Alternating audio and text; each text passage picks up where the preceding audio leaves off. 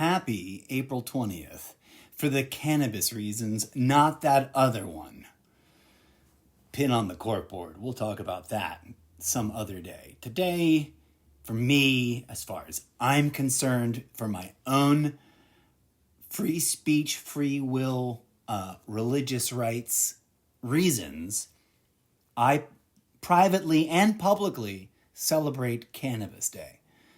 420, April 20th, as the day of high, holy, cannabinoidal meditation and healing and revelry. With the kind of obvious and balanced demeanor of like, I also happen to be not an organized religious person. I'm kind of anti-organized religion, right? I'm an individualist to a certain degree when it comes to matters of the spiritual mindfulness of what the journey ought to be. And I choose my words carefully. I don't know if wisely, but most certainly carefully.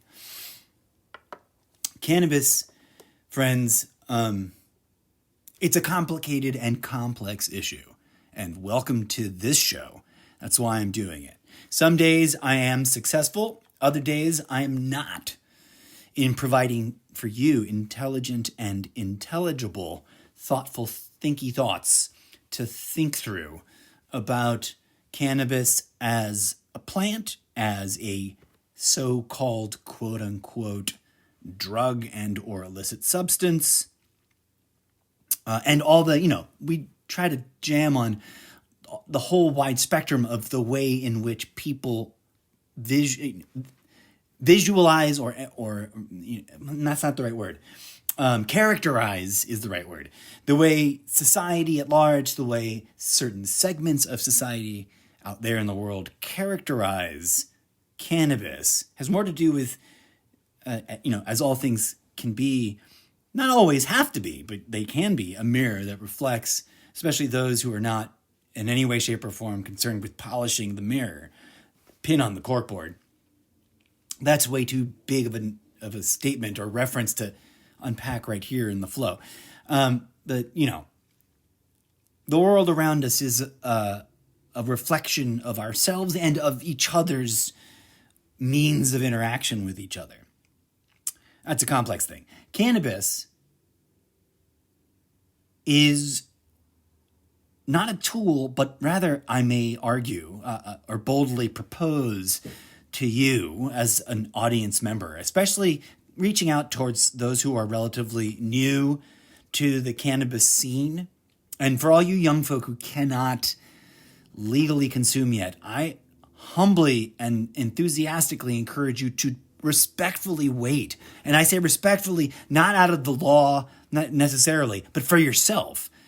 As a cannabis enthusiast who treats it and conceives of it and relates to it in a metaphysical, somewhat, some people would argue, woo-woo, pseudo-spiritual kind of way, I would propose to you that there is a legitimacy to considering cannabis and her sister plant, hemp, from that perspective. And it is, if I may argue, if I may be, which is the point of this show, speak as the voice of one of her many invited representatives to sort of provoke thought in those who have yet to partake in the consumption of her offering. It is her wish that we integrate with what she offers, but also do it in that reasonable, sensible way that there is a proper time and place, which includes a coming of age to it.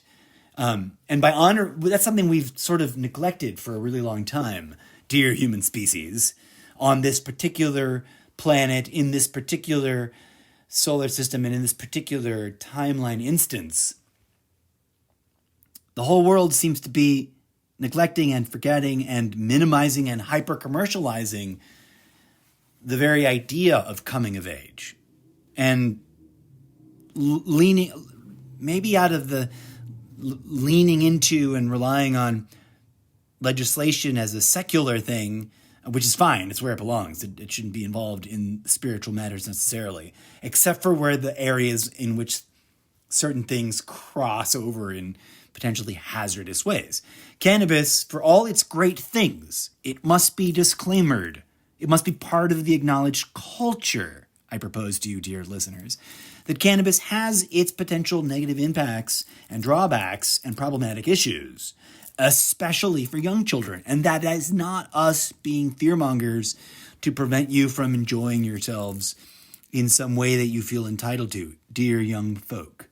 I humbly encourage you to consider at an intellectual level. And by the way, because I know that the audience is potentially wildly diverse in its context as well as its background and life history, I respect whatever the situation is for people of all ages when it comes to this issue.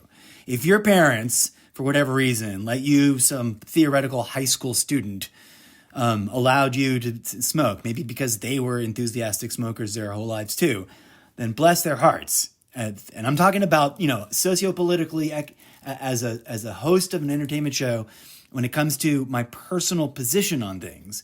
That's one of those in your house, it's your rules.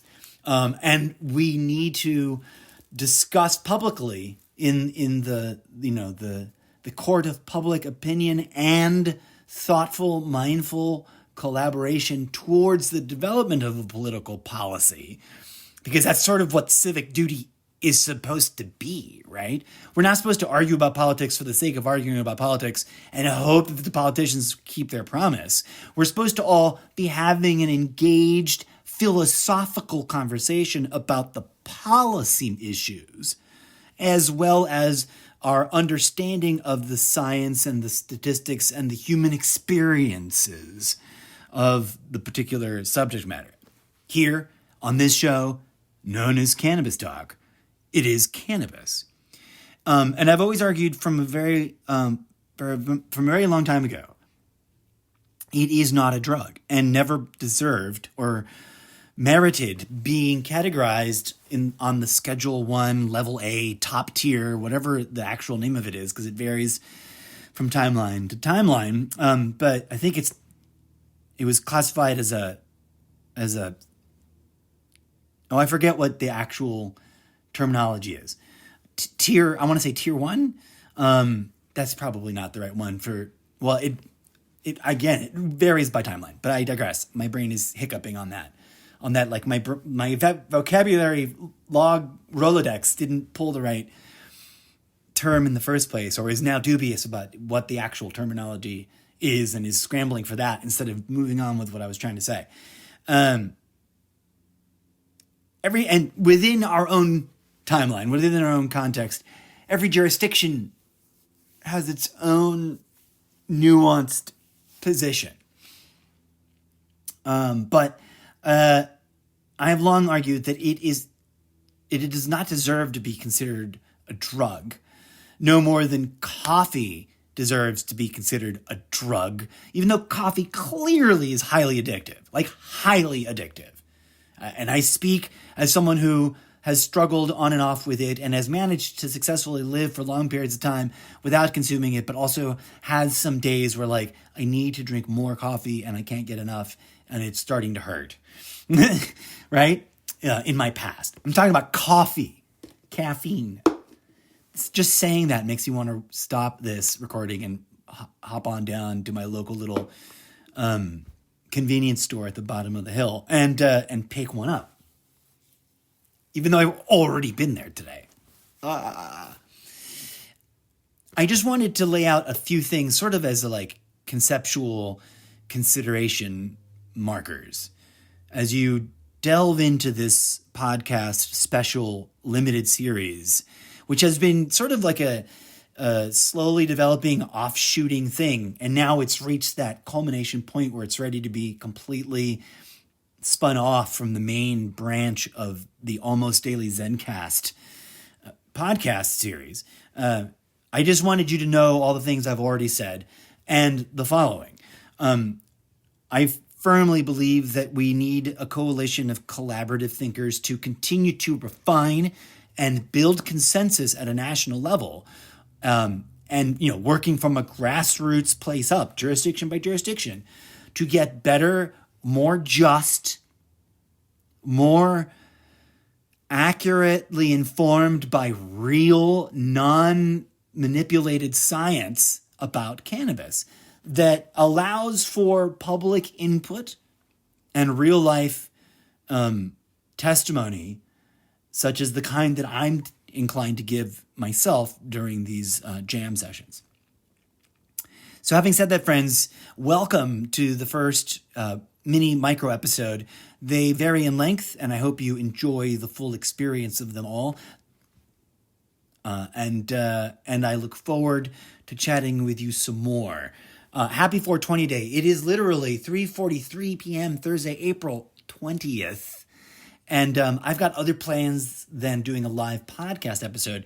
So I'm going to kind of end this recording session right now at 11 minutes and 11 seconds. I'm just stalling for the last 3, 4, 9, 2,